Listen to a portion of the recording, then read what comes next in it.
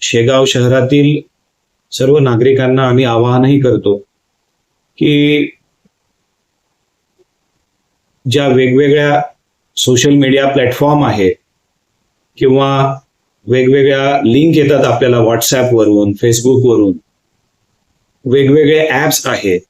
तसेच व्हॉट्सॲपवरती आपल्याला शेअर बाजाराचे वेगवेगळे व्हॉट्सॲप ग्रुप, अनोळखी लोकांचे ग्रुप्स आहेत. या ग्रुप्समध्ये ॲड होऊ नका, त्यांना डिलीट करा. अनोळखी लोकांनी पाठवलेल्या लिंक क्लिक करू नका, कारण की असे आम्हाला वारंवार आता अनुभव येत आहेत की काही लोक